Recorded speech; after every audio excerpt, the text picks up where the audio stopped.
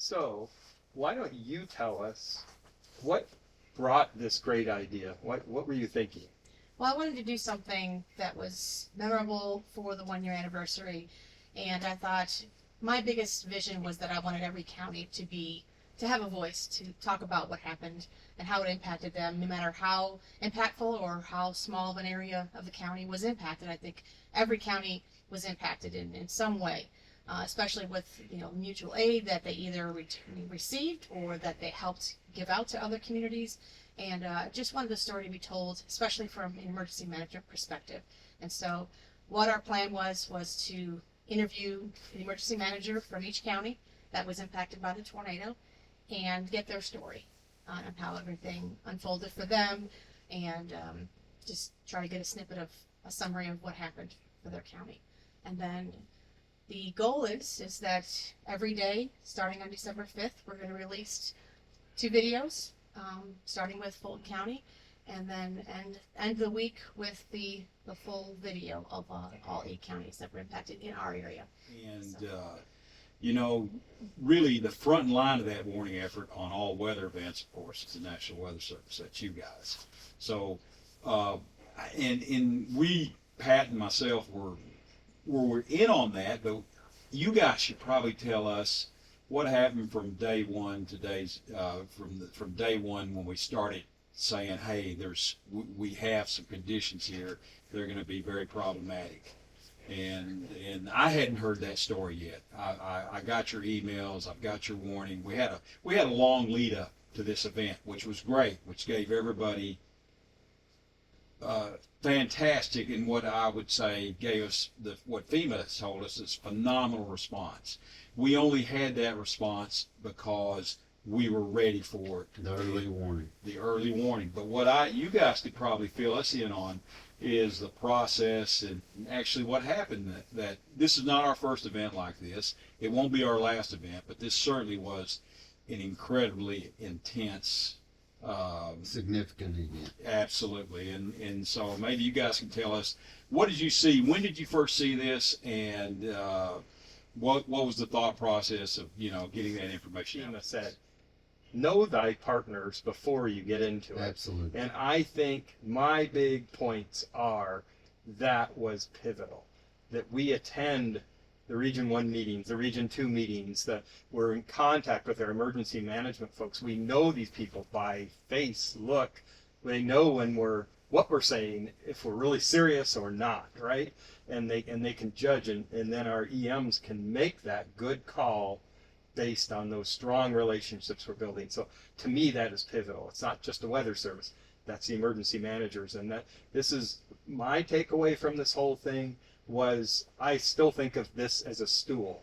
A good public reaction from a big event like this. Not every time does everybody go to shelter during tornado warning, right? But what we did was it was messaged so well. So I call it a stool with 3 legs.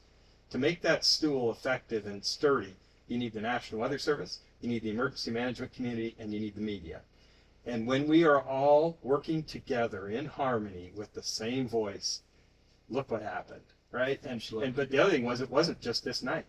This was caused because we've worked so well together for 25, 30 years, Sure. And we've built that strong And relationship. so I just thought that going back and looking at everything that the staff had done to get people ready for this event, no matter if you're talking about our partners or the public, I think we were definitely well prepared. And one of the things that sticks out in my mind the night of the event is one of our forecasters, about 2 hours before it even crossed into Kentucky, they put out a special weather statement, basically saying, hey, we're watching this monster supercell storm. It's producing a tornado, a very large and violent destructive tornado, and it is moving northeast and it will cross the border into Kentucky within the next couple of hours. And everybody needs to be ready, because if this doesn't decrease in intensity, it's going to be bad. And that was almost like a pre-warning statement that was issued, and I thought that was just phenomenal. I remember that warning, and I remember calling the river counties and discussing what was coming, and they all knew that. And this is just not what you're describing. This is just not an academic pat on the back for us. This type of warning and this type of preparedness saves lives. I think we only lost 24 in Mayfield. which is tragic. But we could have lost hundreds across this entire storm if we had not been ready. So one of the themes I think that we want to discuss in these memorials and as we review this is preparedness saves lives. This speaks volumes about the people that I am blessed to work with. I asked Randy if I need to come down there. He says, no, you need to go to Dawson Springs.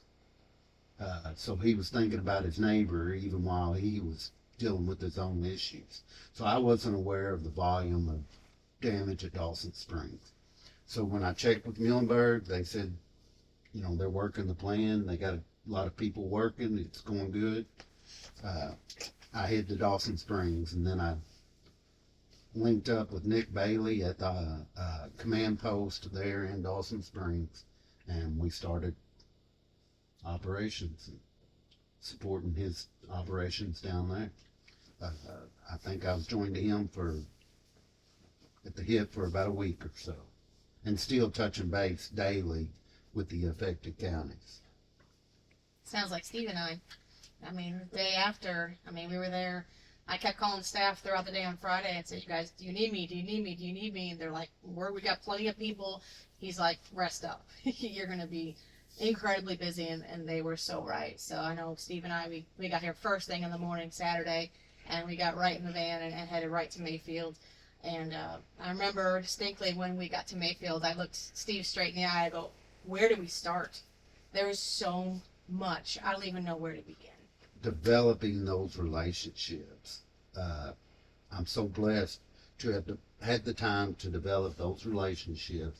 So when I use the example with Randy Graham, when he tells me he's got it, he's got it.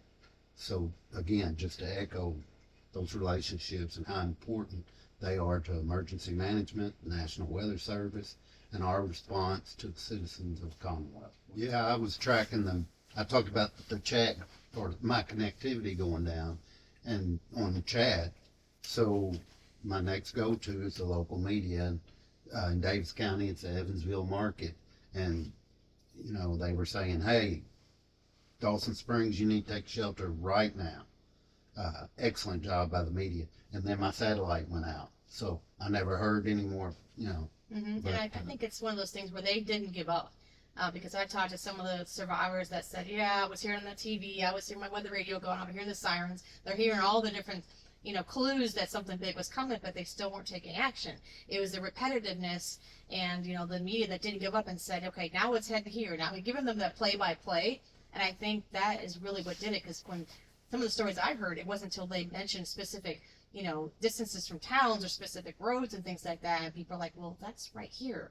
And that's what, it depends on who you are and what piece of information you choose to take action on. And so I think it was just the constant barrage of information from the media that really made people realize how serious this I want to was. speak a little bit to something else that really touched my heart in humanity, the good of humanity. When I'd stop in Mayfield at the EOC, and I don't know if you ever had the opportunity because you were busy the other place, but in the back of that room, there were people from New York City. And I remember someone asking, why are you here? And they said, you all came when we needed you. There's no way we're leaving you without help and being there. And I'm seeing that carry on attitude continuing. Western Kentucky, just talking about going out and helping Eastern Kentucky with the flooding. That attitude of we're here, we're your brother, we're going to help your community get through this too. Thank you for helping us. Yes. We're paying you for it. I think I just want to thank you all for being here and providing an intro to hearing all the stories from all of our counties and kind of just reflecting back on what the week was like, what it was like the hours, the weeks afterwards, and understanding that, we will be prepared for the next one, because it's not a matter of if it's going to happen, it's when and where, and that we will continue to build these relationships and continue to better the science and better the staff for handling just about anything that comes our way. It was a great effort, Christine. Great effort, Steve. It really was. Ditto. Back at you all. Well, thank you. Thank you. And I think most of our folks and those in the emergency management community would say the same thing to you. I know they would. And again, like like Pat had said, one of the great things about it was the team effort. We got. I've probably made more friends here in the last year than I could ever remember, and it was a good thing. And watching everybody work was a phenomenal experience. Knowing that the event was coming, I think we were at the level that we wanted to be, but I think in the long-term effect, I think it caught more people off guard with the magnitude of what took place in the areas that it did take place. And we just had that gut feeling. It's something that you just get when you're in the business. You know when it's a possibility of something being wrong. The first call that I received from dispatch was, "It's hit Casey," and that was bad enough as it was. It was a terrifying thought because I had no idea how bad it was until I started trying to get to Casey and saw what a mess it was trying to even get there. It took me forever to get there, and then when I got there, it was just total destruction. I guess the most impactful vision that I have of that night is I pulled up to the four-way stop in Casey. I looked to my left and there was no fire station. I looked directly ahead in front of an ambulance that was parked in front of me, and there was a woman walking out of a cloud of just looked like she come from nowhere, barefooted in a house robe, walking on debris with a dislocated shoulder. And that's my vision of this tornado and how it impacted me all at once. And then looking around and seeing the total destruction was devastating to a lot of people. I think that under the circumstances, we were well informed, but I don't think everybody knew the full impact that we were going to have from this tornado. It was so devastating from where it come from, and even after it left Fulton County, it was so devastating, it's just unimaginable. This has opened some people's eyes. We have gotten people together and actually had things happen in a more positive way in Fulton County since the tornado. Not that it couldn't have happened for other reasons, but I feel like that we are a closer knit community. I feel like that people have understood the feelings of other people, not just hearing it, but actually seeing it. When you see somebody that is drastically affected by an event like this, and you see them wandering around and not knowing what they're going to do next, it has a toll on you, and it affects you. In the night of the event, we established a emergency operations center in Casey Baptist Church, and we were able to stay there until I think the 22nd or 23rd of December, which at that time we closed the emergency operations center and moved everything here. But the community as a whole responded tremendously. It was overwhelming to see people come together and to see people concerned about other people. They wanted to help, and I can't say enough for the outside help also. Well, personally, I have, I guess you can say, done a lot of soul searching. I have wondered, did I get out enough information to the public before the storm hit? I wonder if I could have done something better. I guess I have second guessed myself during the whole process as to thinking, could I have done more? Should I have done more? what they're thinking, what will happen on the next event. Will I be able to inform the public or my constituents in the county? Yeah, if it's to that level. Yeah, I guess I can say I have second guessed myself. We are a very proactive agency. We focus each and every day on community outreach, community information. Our response is a big part of what we do, but we're not responding to disasters every day, thankfully. So our priority has to be community outreach. With our tornado sirens and our protocols and our partnerships to open shelters, and we work with our local grocery store here to make sure that we're able to open up emergency situations for certain food. All of that was in place, so I am very thankful of the community that we live in and all the partners that support us.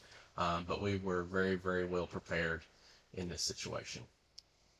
You don't always see someone canceling their normal programming or whatever. At about 7 p.m. that night, everyone started pushing out pretty consistent information about what is coming down the pipeline and what's headed towards our county. So that's a big deal when you flip to the channel and it's all about this tornado in our area on every channel. And same thing about social media when it's just full of reports of what's headed our way. And then the line shifted. So we were constantly going back and forth here in our Emergency Operations Center war room about do we relocate? Do we need to relocate some resources anywhere? We need to transition to Plan B if it comes to this area. So as it kind of shifted more towards the city limits to a rural area, we've been kind of tailor our plan towards focusing on that rural area. Wonderful. And then we were able to get our weather spotters and different things out to that area. So it was a constant evaluation and listening to all the emergency communications from the different states. But we were able to kind of tailor our services and constantly reevaluate and figure out what our best approach was going to be. Kind of, we had to wait and see what was going to happen here, but we were ready to go. But we had to wait. So it's kind of, we're very proactive here. It's one of those things that you can't plan. I mean, we plan for, but we have to wait till it happens to focus on those areas of concern. So we were kind of chomping at the bit to get started and being after dark was another burden. We were ready to get to those affected areas, but we had to wait to see what those affected areas were. And well, as soon as it hit Casey and we started hearing those emergency radio traffics, the war room got really, really quiet, kind of just waiting to see where our first calls were going to be. But we were sitting here with a bunch of our directors when the phone lines went down, when internet started going down. But being in a small community, everyone has your cell phone number. So at one time I looked at the judge, his phone was ringing, mine was ringing, all my deputy directors were ringing, and it was the same family trying to reach out for help. Their house was demolished. Their family that was on the phone with us was trying to get to that area. We had some people that got up from the table to go assist. The roads were closed at that time because it was literally, few seconds right after the storm when all these phone calls started happening. They couldn't get into 911. So we had ambulances trying to approach from every direction. But honestly, what it took was family members and the staff of Emergency Management, Kentucky County Fire and Rescue to go off-road in different fields to get this gentleman the care that he needed. And finally, when you listen to the family's voice, and we always get to respond to calls, and you don't always hear the person taking the 911 call unless you have dispatch experience. So everyone in this room got to hear from different approaches from different family members on the severity of it in their voice, and just the roads blocked and couldn't get to that loved one. So we were experiencing things that you don't necessarily normally have to do, but like I said, in a small town, everyone has that cell phone number, so they can reach out to the key decision makers. Hey, I need help now. And I'm very proud of our response team. And like I said, we had several decision makers that I depended on here that had to get up and go help too.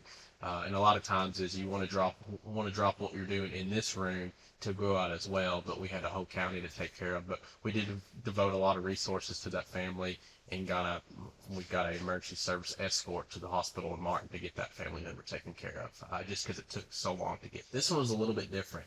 It was kind of, all right, let's take that and times two. Yes, you may go into a a closet, centrally located in your house without door, without away from windows. But where can you go to get in someone's basement? Where can you go to get to the nearest tornado shelter? This is not a normal thing for us. We're outside of tornado season, severe weather season. So we're not really maybe thinking about those things as we should, but let's take this times 2, times 3, and really focus on just, if you don't have a basement or you don't have a tornado shelter, go somewhere that does. Like, put that plan together now. Put more supplies together than that you would normally would. Have multiple locations of those supplies in case your house gets damaged, but really to evacuate your house and go somewhere safer than your normal structure. We're going to do a tornado shelter list for us to be more proactive and organized, because we kept posting it on social media when this was over.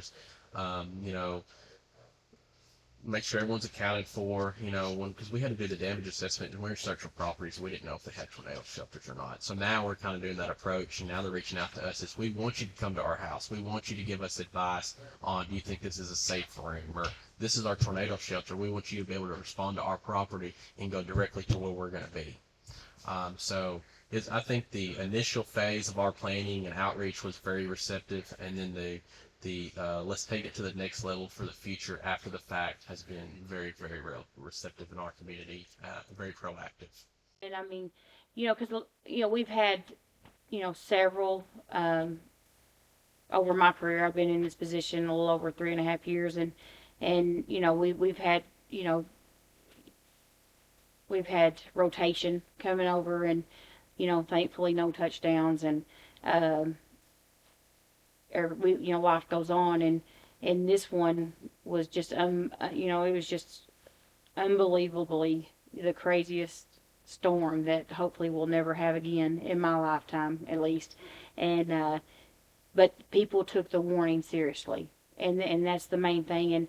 And I stress enough that I want people to learn from this, that, you've got young children that are scared and terrified of it, but, I want them to learn about the weather, and I hope they use this as an opportunity to learn and take a weather spotter class and try to educate themselves on what they need to look for, because it's important for them to understand how everything works, and that way they can prepare themselves for the next time, because that's what everybody needs to understand, that that's my job, is to prepare people for how to to stay at home, and what they need to do in their safe place and stuff, but they need to educate themselves too. And that night, I mean, we knew it was coming. People got in their closets. They, put their bicycle helmets on, football helmets, whatever they had, put over their heads, and they heeded the warnings, and it saved a lot of lives. Timing was everything. If it wasn't for the time of day, I mean, if it happened during the day, the businesses, everybody would have been working. It would have been a lot harder. The scary thing is knowing how much debris was actually, going around, and the stuff that the tornado had moved. Yeah. It's amazing. Yes. It literally is, and thankfully the warnings that we got, and not only the local but nationally, the news was going on, because I've talked to several people that their loved ones from other states called them and said, "Hey, turn your TV on." They woke their parents up and said, "Mom, turn the TV on. You've got a storm coming." And they actually woke them up and got them to safety. So had they not have had that kind of warning, they wouldn't have known, we would have had more deaths. And people get complacent, they 5 years from now, people will be like, "Oh, it's just another storm." And so I hope that people will, use the resources that we have, and like I said, go through the weather spotter class. Even myself, I still take it every, I'll sit through classes every year just to try to educate myself, because I'm not a meteorologist, and I want to learn more and stuff, and stay up, just just learn as much as I can, because Sure. because it can save lives. Absolutely. And I'm no expert, and I take their warning seriously, and I want to keep my citizens safe as much as I can, and try to help them. And but that night, just like I said, I was sitting in CFSB as the banker Mayfield that I used as the EOC that night, and not hearing anything. And then once I went over the overhead bridge and seeing the debris, and the just couldn't get anywhere. It was just crazy to see all the stuff and people walking around like zombies. Yeah. And they need to have several ways to get notifications on their phones. They're, having weather radios. We've got sirens, trying to get more in the county. Normally those are just for outdoor, Yes. And I remember as a kid being in school and they would go off. Well, that was for pop-up storms. Now a lot of times the storms are coming in, they're wrapped in rain, so we're not outside. So, if you live close by, then you can hear them. So, we're trying to get some more in, but they're not. A lot of good luck, but you make your own good luck. And you made a lot of good luck that night with the warnings and getting that out and getting everybody prepared for it. And we just saw that. We saw that. I would say, what did we have, Tracy? Was it 24? We had 24 deaths. 24. It's very tragic, as sad as that is. But if you look at Mayfield, the terrain and the aftermath of the damage, you would think that number would be 10 times that much. Oh yeah. And it wasn't. So this was an amazing success story for us. And again, like I said, it's not by accident. I remember the year before we had the tornado memorial in the National Weather Service had that in Paducah. They really did a good job on keeping us aware of what could happen. Of course, we're not going to forget this it's going to be easier for them now. We're not going to forget this very soon, but that preparation really paid off, I think. Yeah. And having gone through that event, now we're going to pay more attention. I think. Yeah. I think it is, and it's an amazing story. It really is. Basically, after David called, we were talking about it probably heading our way. I think at that point it got more serious when we knew for sure. So I think at that point we as in the emergency manager director, Jeremy deputy, and I, we were at the courthouse. That's where our EOC's at. We had it opened up, had the weather on there, and just kind of planning of, you can't plan a whole bunch. You can have your basic plan, but then you don't know where it's coming, what kind of damage it's going to do, and that kind of thing. So we were just discussing between us, and the judge was there a couple times back and forth. And I think that's where it started. I actually had went home, and about 8:30 decided I didn't want to be at home, that I really think I needed to be in town, back at the EOC. So we all met up there again, and that's where we were when the tornado. We have we've got 19 sirens now in the county, and we had upgraded from 16 to 19. Those sirens work, and then we have code red for an alert system for our citizens. We try to, every time we go out, we talk about getting signed up for code red. That comes through, that we don't actually have to do anything. We can if we need to, but we don't have to in that. And we started tracking the storm, the actual tornado, once it started spinning up out in Jonesboro, Arkansas. So we watched this thing for an hour and a half before it ever hit our county, and just hoping, watching the radar, man, this thing could go left, right, north, south of us, we don't know. And once it hit the Kentucky line, we were starting to get some concern. And then once it entered Graves County, we knew we were going to be in the path of this thing if it didn't lift. Unfortunately, it didn't lift. Once it hit Mayfield, we activated our tornado sirens, and we did not let off on our tornado sirens. We told dispatch, keep activating those sirens. We don't care if you melt the siren, just keep those sirens going. Code red. Uh, we lost 2 people in Marshall County to this storm, and we got lucky. Folks listened to the watches, they listened to the warnings, they took it serious, they went to their safe places, and I think with preparation from National Weather Service, with our news media partners, our local emergency management, local first responders, those guys did an outstanding job responding to this event, and I heard the story secondhand because we're always at the EOC. But it said after the tornado, he hid under the stairs. He had a closet under the stairs there on his first floor. After the tornado, he opened that door from that closet, got out, and there was nothing left, no house. It was just that stairwell closet standing, and it was pouring down rain. So he just turned around and got right back inside that closet and closed the door till it quit raining. Amazing. Yeah, there's been a lot of people through our office. We've been doing storm shelters, so they can call and register their storm shelters with us, and that way, if something like this happens, we have 9 fire departments, and so what we do is share it with them, and they will actually go out and check and make sure that a tree hasn't fell on it. From this event, we've gotten probably close to 40 storm shelters that has been registered. And a lot of those are new ones because of this last storm.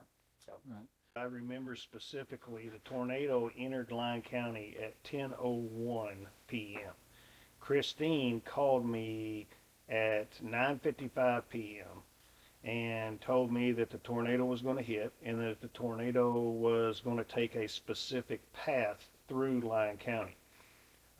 With that being said, at 10:10, our EOC was stood up 9 minutes after the tornado hit, and we were able to direct our first responders to the specific areas of where the tornado's path was. Without that phone call, without that acknowledgement from the Weather Service and that partnership, we would have been basically in the dark of where to go. So we targeted specific roads with things, and that aided us in getting a more rapid response to the people that actually need it. So we've had events where we had to, we're supposed to plan, mitigate, and correct.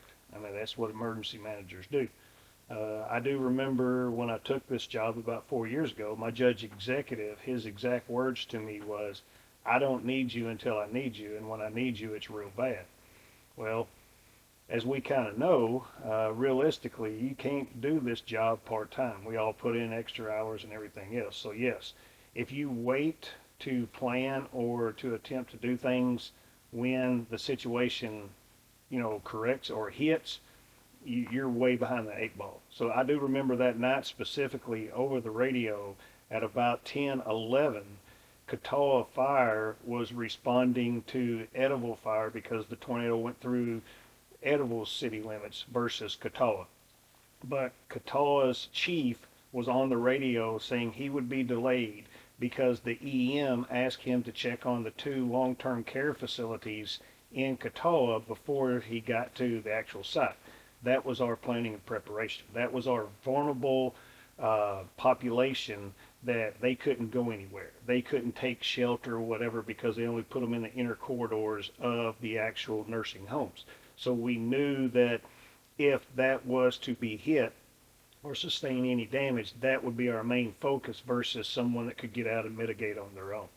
But yes, sir, the preparation through that, the preparation of, I think also, the TV station. The TV station saying that, when's the last time, and we've talked about this several times, when's the last time that you heard a weather forecaster, meteorologist on the national TV saying, grab a football helmet and get to the basement? I mean, if they had probably exuberated their intensity that was building inside of them, it would have caused sheer panic in Absolutely. everything. Absolutely. But they did it in a very professional, a very methodical reasoning. They stressed that it was that, but they didn't stress that this is the end of the world. So with them saying that and the terminology that they used and the heart and everything that they put into it, them along with the National Weather Service and the preparation beforehand, I believe totally saved hundreds, if not thousands of lives. It's also aiding us in that we have 7 churches now in Lyon County that has signified that we have agreements with them that they will be a tornado shelter. Because as you know, the month after this, in January, there was another one that was coming through, and everybody was panicking over it. You know, it's like that pendulum. Once you go through something really bad, you say something just a little bit, and we were saying, please don't say the T word, but they come out and they said tornado. Well, those 7 churches opened up. We made a map of the area, broadcasted that as big as we could for our county. So that night we housed 221 people. We housed 23 dogs and 11 cats because they actually let them bring pets. And what was so significant about that is churches actually were able to reach new members that have been coming back to the church because they opened it up and they got to know them there. Being in a small community can hurt you and it can help you. The reason I say that it can hurt you is because we don't have the major assets like a large metropolitan city does. We don't have the tanker trucks and the big inloaders and everything else. But what we do have is people with heart, grit, and determination. The next day, I mean, tornado hit at 10:01. All of our first responders been up all night long. And then the next morning, I'd made a decision to do a secondary sweep of all the homes to look for secondary victims if there was. So I sent all the first responders home, and we put out a blurb of saying we needed volunteers. That 6 or 8 hours after the tornado, we had 100 volunteers show up to go out. We had to actually bus them out to the areas with school buses. The school system came in and said, hey, we'll help you. You know, we lost communications with our dispatch center, which is the state police. So we were without radio traffic for almost 8 hours. They got hit and they went down. So we dispatched ourselves. The retired police chief, Jamie Green, jumped in the EOC with me, and it was me and her for 8 hours there together, you know, and we were logging stuff and sending people out and everything else, opening triage centers, and it works because everybody played their part. Sure. Nobody's, you know, got into the peeing contest of this is mine and that's theirs. Sure. And yes, it all worked together. Sure. We've been following the updates from the Weather Service, and not only from the local Weather Service, but the radio station, the TV stations, and everything. And we actually, the night of the tornado, we actually had, in this room, we had a Christmas party going on just before it happened. And I'd been receiving calls from David Elliott, and he kept updating me of when it was gonna come into Caldwell, or when it was gonna come into Kentucky, when it was gonna hit Fulton, when it was gonna hit Mayfield, and he projected it. At the very beginning, they were talking about it was going to be probably 9 o'clock before it got to Fulton or something. But then he just kept calling me and updating me, and it's closer and it's closer, and here it is now. And so from there, we were also listening to WPSD TV. We had TV on in the EOC room where we could see it. And dispatch is also located in this building. And I informed them to make sure that when it hit, when the warnings came out, just to keep putting it out on the radio and keep putting it out, keep blowing the weather sirens. And that's basically how we prepared for it that night. And we did lose power at the EOC, but our generator did kick on, and we lost the power to our main transmitting antenna. But we were able to overcome that, and it's just one of those things. We just had to adapt to it. And after the storm passed the EOC, then we started getting out and responding, because it in our county, it was on the ground for the entire length all the way through Caldwell County. I've always said in the past that it seemed like when there's a storm projected to come towards us, when it either hits the Ohio River or the Mississippi River, it just turns and goes around us. But this one did not turn, and we were prepared. We had actually had checked all our generators to make sure that they were all operational. but we did have a malfunction with the one at the tower site. And it was a sensor that said it was low on water, which it wasn't. And because it had been checked, and but that's just one of those things. You've got to have duplicate ways of communicating. Praying that it didn't come through the middle of Princeton like it did the middle of Mayfield. We lost a lot of homes out around the country club. We lost a lot of homes, and we lost 4 people over out on the Dawson Road before you get into Dawson. But if it had come through the middle of town and taken out our government buildings, our fire station, all our fire trucks for the city and county are in one station right across from the courthouse. If it had gotten that, we would have really been hurting. We try to keep, emergency management, we try to keep our stuff spread out in different locations. I've got some stuff at the Fredonia station in Fredonia, and then I've got stuff at this building. I've got stuff at one of the other fire stations in town that is more or less a storage station. Come on, Jace, we gotta go. So we grabbed our dogs and headed over there, and it was early. It was early from the projection. We had just got there and hadn't been there just a few minutes when it hit. And from where I live, all the way around, the trees were ever, huge tree across my, I mean, we could have been caught anywhere in there. And so we got down there, and we got in there and was sitting there. I was still skeptical in there, because just sitting there. And there was a heating unit in the middle of the little room. The room wasn't very big, just maybe, 10 by 14, just a small room, and there was the heating thing in the middle. And they were all, my rest of the family was behind it. Mom, dad, sister, and these, and all, they're all behind it. Me and Jace were sitting here in front of the door, went up that way to the steps, and was sitting there, and we could hear it coming. And I said, Jace, I turned around, looked at him, I said, tornado's coming, buddy. About that time, our ears started popping, and the door blew open and started blowing stuff down there, and I took him and shoved him. He was already headed that way anyway, over there, and he jumped on top of them, and the only place for me to go was over here on this side of the heater. So it blew in and then started sucking out, and I made it to the wall and got down the wall beside the heater there, and we thought the house was going to come off the top of us, and the house had to be tore down. It was damaged enough, but it stayed on there good enough, and we stayed down after it went over. We stayed down there for a little bit, maybe 30 minutes or so. And me and Dad couldn't stand it. We just had to go look. They were having a fit for us not to go out there naturally, and so we opened the door, and it's just pitch black. And we had flashlights, but still, it's just pitch black. So we had no clue really what had happened. They had an outbuilding back there and a barn, and we saw that those were gone. So we knew something, a little more had happened. And so Dad went to check on his place, and I went to check on. I had to walk down the highway. We couldn't get through his yard for the trees. And he went on up there at his place, and I was down there checking on mine and just looking things over, and was coming back down the road. I was just going to go back to that house in the basement, because that's the only place we had to go. And it was still thundering and lightning and everything, and a flash of lightning hit, and our neighbor across the road, directly in front of the house we got in the basement of, she had a nice barn, she had 2-car garage, a beauty shop, house. It was completely gone.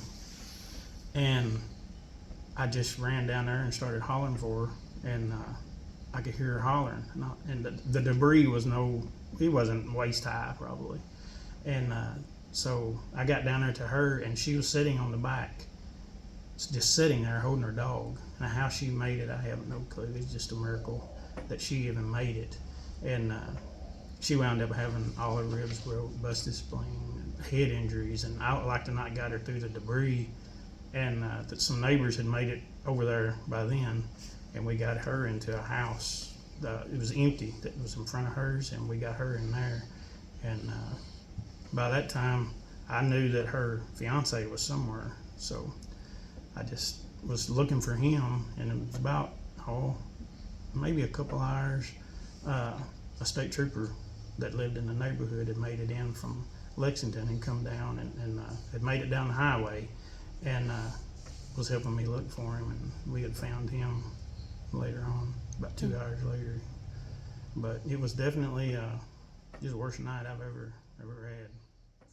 My office, we're kind of charged with the preparedness for our local community.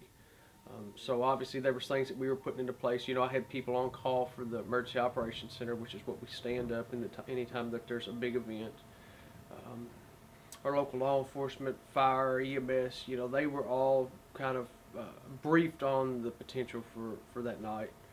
Then fast forwarding into the evening hours, you know, we started getting some little pop-ups for weather. You know, some supercells started popping up ahead of everything. Obviously, we had a couple warnings here and there, and then, you know, come time that we realized, hey, we've got a large tornado on the ground that's barreling right down on our county. So, and I was in the Dawson area up until about 10 to 15 minutes prior to the tornado hitting. I was actually there around the interstate area, and I believe once I had received word that it was still on the ground in Princeton doing considerable damage, I knew then and there that we were probably going to have a direct hit. You know, our sirens are activated. You know, we kept reactivating. Sirens will run. The outdoor sirens will run for 3 minutes. We kept reactivating them, you know, and just kept running them because we knew that, hey, this is confirmed on the ground. But that was the big thing going through my head, is that are people actually taking these warnings seriously? You know, the time of day, time of night, and are people really actually going to their safe areas? Are they actually heeding the warnings? That was my biggest concern at that point in time. I know the big one that really stands out in my mind, and it actually was our local sheriff's deputies finding the 2 kids in the bathtub in the Barnsley area. I know that right there, and there's actually body cam footage of that. So, I mean, you can actually see that and kind of really feel what those people were going through. And I know that mother, you know, it's probably the worst fear that any parent or any mother could probably ever go through. Was obviously, you know, you got a tornado, you put your kids in the bathtub thinking, you know, hey, this is the safest place for them, and then bam, you know, everything's over with. You wake up, you know, or you come to, and you've got all this damage everywhere. Now, where's your kids? One of the biggest things you lose is communications. I don't care how great your communications are prior to, you're losing cell phone, you're losing landline, you're losing radios. That's just, it's happening. You know, that infrastructure is gone until things can get reset, things can get rebuilt. You're losing it. So a lot of times our surrounding agencies, our surrounding organizations, police, fire, EMS, EMA, they start coming to you, you know, because they're bringing resources, because they know you're resource short, because you don't have enough firefighters, you don't have enough police officers, you don't have enough ambulances to go around, especially for something that big. So you have to have help coming from other counties that are unaffected. And that's one thing we had. I will commend our region in West Kentucky, Southern Indiana. We had some out of Tennessee. They all came to help us in our time of need, and obviously we will be, you know, more than gracious to pay them back in the event that we ever have to help them. And one thing that I have really seen the value in is, after this, you know, again, you go back to the cell phones. You know, we're a cell phone dependent society. Those are gone. You know, those are gone until they can bring in the temporary towers, the mobile towers, which are, you know, 12 to 24 hours out after an event. How do you plan to get information to family that are distant family that are concerned, because this is on CNN, this is on Fox News, people are watching this nationwide. How do you plan to communicate with them, and what is your plan to communicate that you're okay with them? Because what happens is, when they don't receive word, then they start calling the local emergency services and absolutely inundate their phone lines. And we've seen that you know, we've seen the substantial effects that places on local response organizations, because we had 166 people on our missing persons or unaccounted for persons list. And the problem is we never had 166 people missing. But they had no means to communicate with family, and then family gets concerned and they start calling. So you have to be able to navigate that, and that just puts additional burden on our rescuers who are already stressed, who are already overworked and tired, and now we have to, because we have to zero out these lists. So that's another thing that I seen the value in, that is having that family communication tree going forward for how you're going to communicate with your family in the event of a disaster. And it doesn't matter what it is, weather, earthquake, it doesn't matter whether it's a terrorist attack. How are you going to communicate? I will say that I kind of relate this back to the 2005 tornado that we had impact Madisonville. Is there was so much talk and chatter prior to the event that, hey, this is going to be a high-profile event. I mean, the stage is set. And I believe that had there not been all that talk prior to and leading up to the event, I believe our death toll and injuries would probably have been substantially higher. I believe people did pay attention, and they did take the advice and the warning seriously. Because it was talked about, and then, you know, whenever you have something that's front and center of you for so long, eventually you're like, hey, they might be onto something here, and I do believe people did take that seriously. Well, we have been monitoring the storms all night, all afternoon. This was the long track tornado was, I think, our 5th tornado warning for the evening, and we had already responded to a EF1. Well, we found out later what it was at Central City. We were there when the warning came in for the one in Bremen area, and we gathered up our stuff. We were doing damage assessment there, so we gathered up our stuff, got in our vehicle, and started heading out of Central City to Bremen, which is about a 7-mile track to it. And we turned off the 431 onto 81 going toward Bremen, and every time the lightning was behind the storm, you could see that the big wedge tornado was off in the distance. And I could remember my son looking at me and said, "You sure you want to go there?" And I said, "Hey, that's where we got to go." We'd already called in all of our volunteers that we could. They'd put out a countywide volunteer alert for law enforcement and volunteer firefighters. EMS had responded from Muhlenberg County, and we also had some coming in from McLean County, because there was the damaged area. We couldn't get to the far back side of it, and they were working there toward us from the north, and we were trying to work toward them from the south. Clearing roads where we can get in there to see who we had and what we had to get out. Right? No, we knew they had been hit, but we didn't know to what degree. Okay. But it didn't take long to figure out that they had mass destruction, just about like we did. We lucked out because our populated area didn't get hit as hard as they did. Right. Most of ours was rural, but it did a lot of damage, and we had we had 11 fatalities, and I'm going to say about 263 homes involved with it. About 120, 130 of them that were destroyed. Numbers I can't remember right now. But I think that morning we had a conference call with the National Weather Service, and they told us what we could expect, or what worst case scenario, which it ended up being exactly what they told us it would be. I don't think we were prepared for as many warnings as we got as the storms came through, but we knew that there was a possibility of it, and we had planned on it. Our law enforcement had been notified. All of our volunteer fire departments had been notified, and I do believe we had about 6 of our volunteer departments had manned their departments that afternoon in preparation for this. And when they put the all-call out, we had all 9 departments responded in the Bremen area, because that's where most of our damage. Well, the majority did, but we used to have, like, any time we have a warning, or any time they're looking for storm damage, storms coming, possibility of them, that they just think, well, it's just going to be another storm. It's not going to happen to us. But Right.